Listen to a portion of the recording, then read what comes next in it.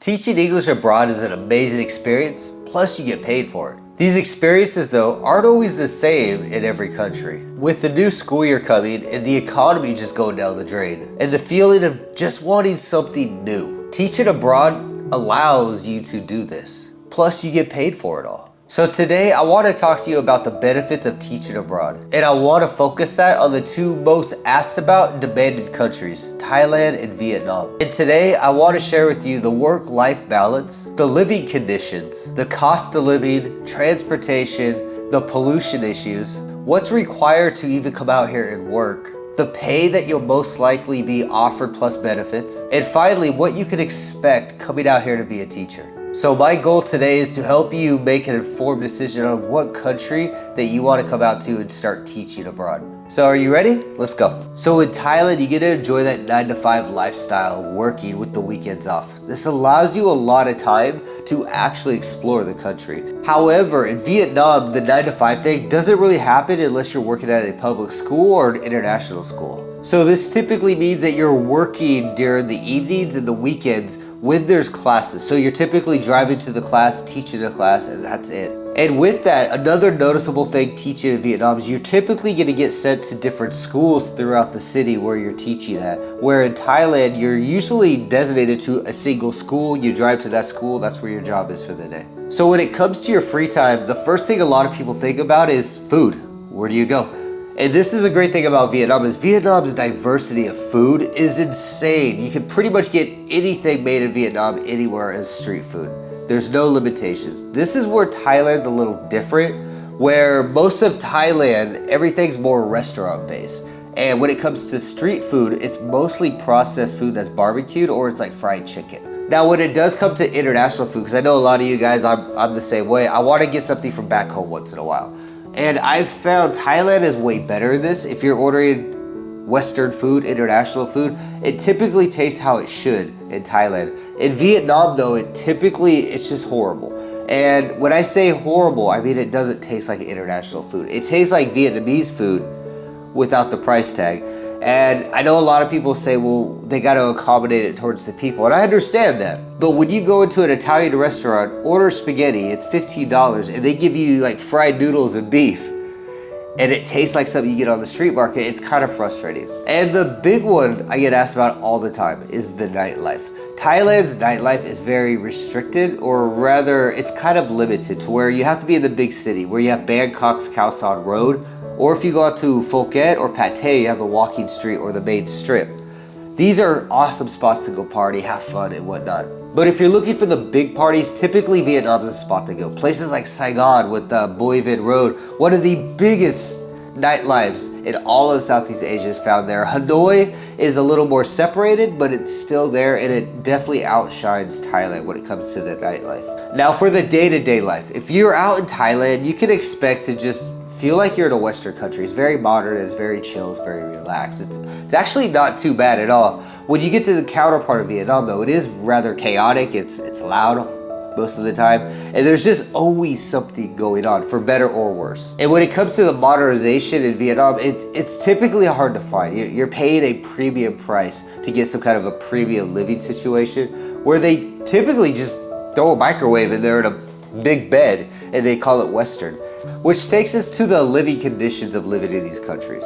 Living in either of these countries, they're polar opposites. Where Vietnam is a polar opposite of Thailand, of course, but pretty much of any country in Southeast Asia, where it has the similar living conditions and chaos that you would find in mainland China. And you have the two major cities of Saigon and Hanoi, always something is going on. And this is generally a great place for the younger crowd. So if you're younger teaching, you want to travel, Vietnam is seriously probably one of the better spots to go for this. Now it is important to note, and this gets brought up a lot, Vietnam is overly polluted. Like super heavy, overly polluted in just about every way. From trash on the ground all over the place, to oil trails and food floating in the oceans and beaches, to the daily fires throughout the cities and outside the cities where they're burning leaves and trash and sneaking into your mask. There's always some type of pollution in Vietnam. Now when it comes to the people, this is a real hit and miss thing. This is more on the Vietnam side, but when you're in the tourist area, the people are some of the nicest people you'll ever meet in Asia, seriously.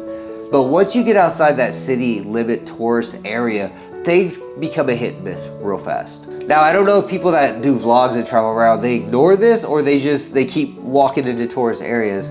But once you get out of those areas, manners, self-awareness, all this stuff just goes out the window completely. And I mean this by like people are at this point peeing on everything. They're pushing into you, they're yelling right next to you, they're throwing trash right in front of you, invading the space per se, and they're not really that helpful, if not rude. And then when you confront it, they look at you confused why you're so angry, which is kind of the funny part. But again, you kind of got to adapt to this part of the culture. And then my favorite, the national hobby out here in Vietnam is international nose picking. Everybody picks their nose out here, like everybody. This is not a kid's thing. This is like adults. You see the pretty girls at the bars, just like at it for like 5 minutes straight. Like, I don't understand that part, but it is definitely something that you see a lot of in Vietnam. But I do want to stress, there's bad things in Vietnam. There's bad things everywhere. And Vietnam is definitely a country you have to visit at some point. Even if you decide to go to Thailand, that's great. Great choice. But you have to visit Vietnam regardless to check it out. There are bads and there's goods, but Vietnam definitely has a lot of goods that are worth seeing and exploring and just experiencing in general, because it's such a different version of all of Asia. Now, Thailand, on the other hand, is more westernized, even in the big or small cities. It just has that Western vibe. And Thailand also appeals to the retirees and people that want to live in Asia long term compared to just working for 3 or 4 years and leaving.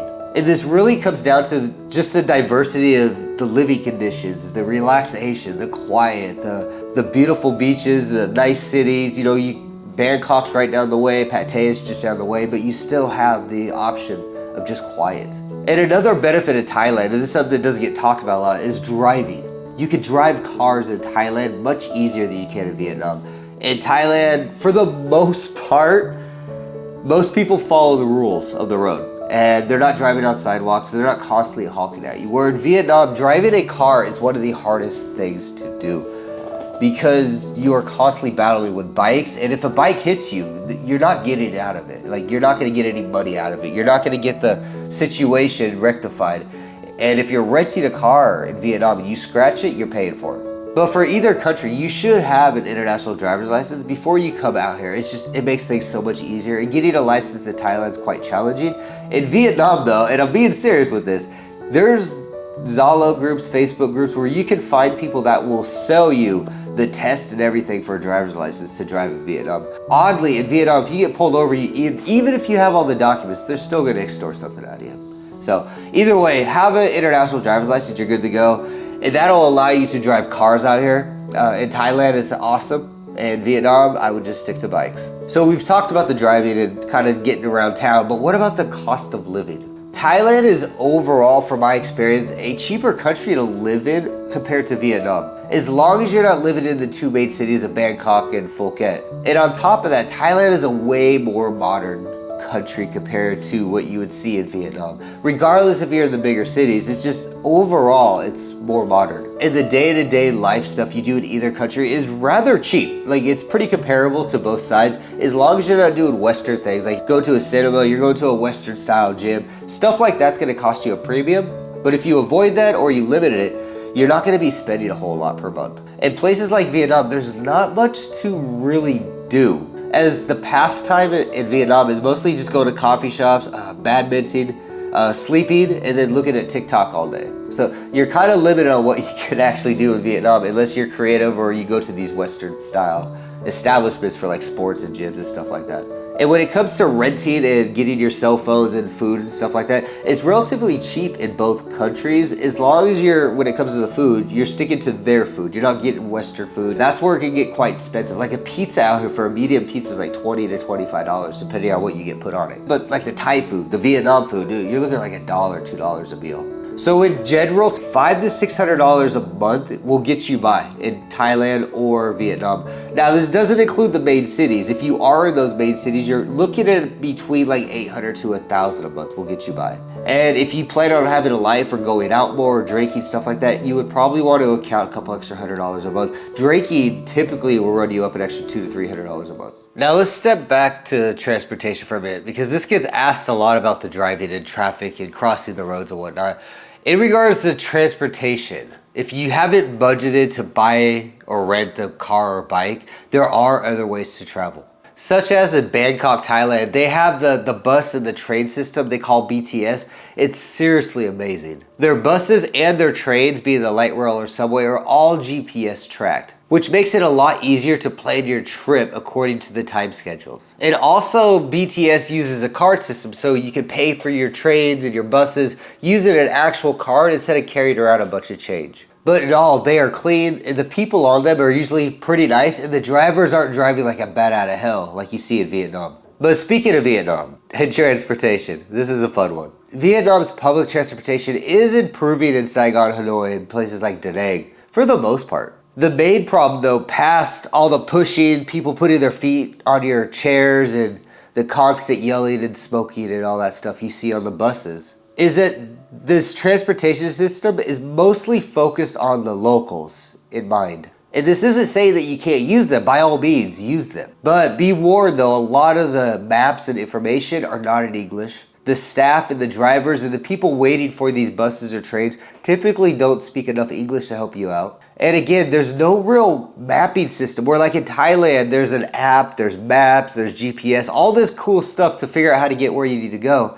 Where in Vietnam, you're kind of on your own. Now, if you are traveling outside of the city, you're going across the country, Thailand offers amazing bus and train options to get you pretty much anywhere you want to go. And the best part about their sleeper buses, as we call them, is they typically drive on the highway, getting you where you need to be a lot faster, making them more convenient to use. And on top of that, a lot of the buses and trains typically aren't overflowed with people or that busy because they're not typically used as much as you'd see in other parts of Asia. Vietnam, however, the buses, the trains, and the sleeper buses are a primary means of domestic traveling within Vietnam for the local people. So this is really cool because you get to interact with the local community, you get to smell people's feet, and see parts of Vietnam that a lot of backpackers, tourists, and Westerners that live in Vietnam typically don't see. And of course, both countries have airports for domestic and international travel.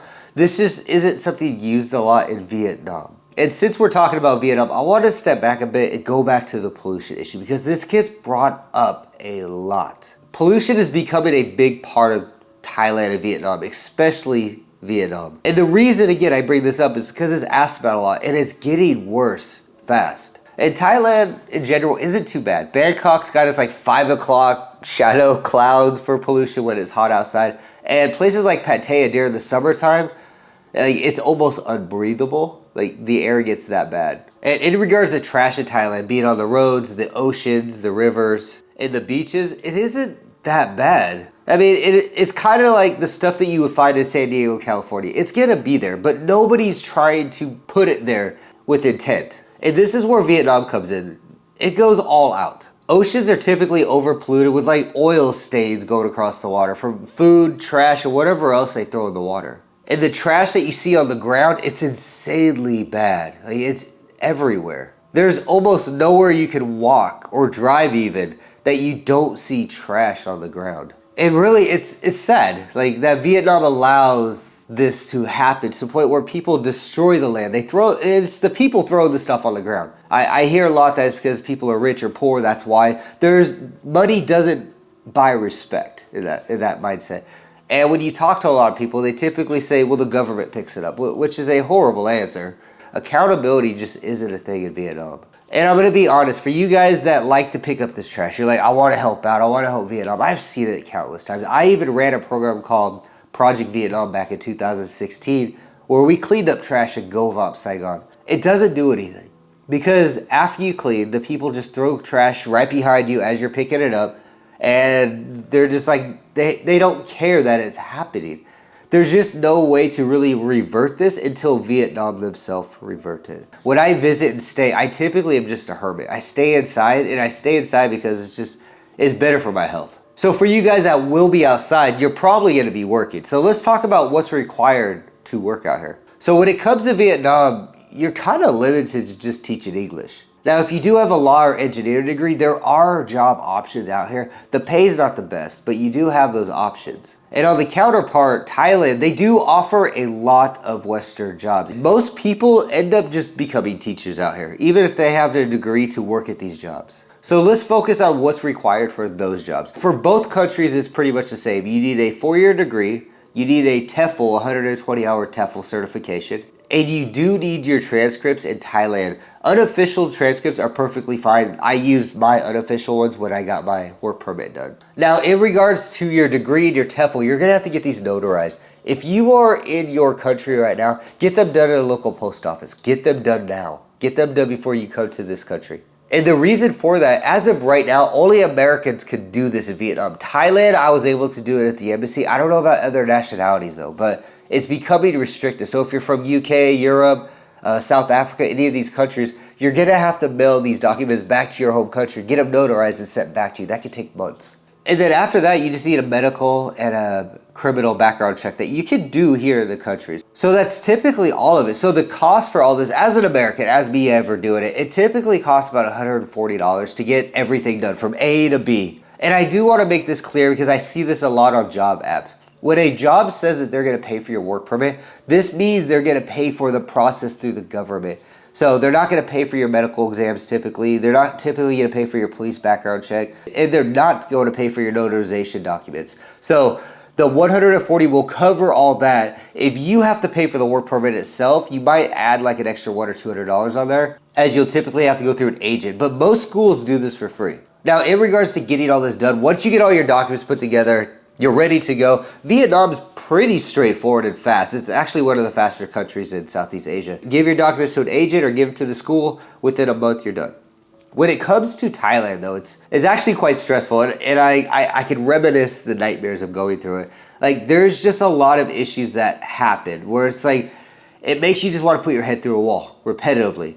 Because you're dealing with constant rule change. You're dealing with, like, most people don't even know what's going on with the rules. There's bribe money. There's, like, last minute closures. The list goes on. But there's always an issue in Thailand for getting a work permit done. Now, I will say, bigger cities like Bangkok, if you get yourself into a good school, this shouldn't be too much of an issue. When I worked in Phuket and I got a work permit, I went through this garbage. So, I don't know, like, I've never had this problem in Vietnam. It's typically pretty straightforward, but in Thailand, it's just, makes me want to kick a dolphin, you know? So once you do get all this done, you finally are building up your job or your CV, you're going to find a job. What kind of money can you expect? What compensation are you going to get? What benefits are you going to see out of these jobs? Now, typically, Thailand doesn't really have any benefits, like, at all. So you'll typically be working Monday through Friday. You get the weekends off is quite normal. And it's like 8 to 4 or 9 to 5, something like that. And you're looking at about $1,000 to $1,200 a month. This is where Vietnam wins again. You get health benefits where you can take them to a Vietnamese hospital for checkups and all that great stuff. A lot of jobs I've worked at have had rental reimbursement, so they'll pay part of your rent. It is very common on top of that is you'll get free food or free lunch, school lunch, or free coffee or stuff like that as well. So you get a lot of actual benefits. What benefits you get in Vietnam depends, and you typically don't get all of them, you get here and theirs. And when it comes to the salary, you're looking at about $1,200 to $2,000 a month in Vietnam. Now, I want to say, consider where you're staying. If you're staying in Bangkok, $1,000 a month is going to make it hard for you to get by. Bangkok's quite expensive. But also, making $1,500 a month in the countryside of Vietnam is a huge opportunity to save a lot of money. Wherever you decide to go, make sure you understand the cost of living for that city before you accept whatever job is out there, or you might be stuck having to get a second job. Let's talk about what it's like to teach in Thailand or Vietnamese classrooms. Now, this is an average of what I've went through in the last 10 to 11 years of teaching in Southeast Asia. So when it comes to Thailand, the schools typically expect the teachers to make the lessons, write the programs, everything. And when it comes to classroom materials, the school will also expect you to kind of just pay for whatever you need. So if you're doing an experiment, they would expect you to buy this stuff. Even if they told you to do the experiment, they're usually going to tell you to buy this stuff. Now, the books that are in these classrooms are typically outdated, old. Sometimes they're just non-related. But the idea really comes down to you're going to get these books, they're just references. And the school's going to expect you, again, to write the entire program based off these books because they're obsessed with these books. Now, Vietnam, on the other hand, is a hit and miss. And it's quite nice because the hits is a lot more than the misses. Now, if you're working for a bigger school, will typically provide you with everything you need to teach the class. And when you get to schools like EMG, they go even farther. Where when I worked there, they would give us laptops if we needed them for the class. Like, they give you everything. Now, when it comes to the books, it's pretty consistent in Vietnam. Like, the government usually has their recommended books for English, and schools are not required to use them, but they use them because it brings favor points when the government visits their school. So if they're using Friends and Family, and that's the government book recommended, and they go to the school and they see Friends and Family, the government official's happy. Now, when it comes to the students, are you ready to be frustrated? I feel most students in Thailand and Vietnam, they're not focused, and it shows. And this is mostly due to how the system is set up in Vietnam and Thailand, where they're paid for the grades. Schools are not allowed to fail the students. And on top of all that, the native Vietnamese, the native Thai English teachers, they typically give the test to the students the day before so they can memorize the test. So when they take the test with us, they pretty much ace it because they already know what they're doing. And on top of all of that, governments give out grants in both Thailand and Vietnam to schools that have the overall highest average marks. If a school is failing students, they're not going to get that free government money. And I'm going to give you a bit of advice. Don't try to fix this. Don't try to change this. Don't complain about it. If you do, you're just going to be part of the problem. You're out here to almost entertain. Your goal, though, is you want to teach them. You definitely want these kids to learn. That's why we're teachers, right? Do understand these things happen, and you're going to see it a lot. The chaos in the classrooms, the screaming, the kids that have been in school for 5 years learning English and still can't say anything. It's just part of the system. And for you guys that are wondering why a school can't fail a student, it's truly ingrained into the system. So if I failed a student in Vietnam or in Thailand, typically what happens is the parents will blame the school, say the school is bad or the teacher's bad, and they'll threaten to remove their children from the school and stop paying. And just like I said before, accountability in Thailand and Vietnam, it just doesn't exist, and especially in education. And if you can't even teach accountability in education, you can see how this kind of affects society in general. So in short, Thailand students are definitely way more out of control, where Vietnam does have its chaos. It really does. But typically the Vietnam staff try to keep the class in check. They try to manage it, try to keep things calm for you. And they try to the point to where they just throw their hands up and they walk out of the room. I've seen that so many times. But on a positive note, because I know this sounds horrible, international schools are some of the most serious schools that you'll see in Southeast Asia. They fail students, there's accountability, there's all this and that. So if you do have a master's degree or if you build your way up to work at an international school, these problems that I've talked about, you really won't see them. There you have it, the basis of Thailand and Vietnam when it comes to teaching. And there's really no good, there's no bad on which is better. They both have their good and bads. Such as Vietnam pays more money per month where Thailand is way more calm. So I will say, and kind of sum it up, if you're older or you're looking for more of the chill vibe, Thailand is definitely a way to go. If you're younger, you're looking to have fun, enjoy life, this is like an adventure for you kind of a thing, Vietnam is definitely 100% the best way to go. Now, if you are in need of an e-visa to get out here, or if you don't have your TEFL, check the links all below. I put them down there with some nice discounts for you guys. Get them all done before you come out here. You need to have them done before you come out here. Till then, guys, I think we've hit every point.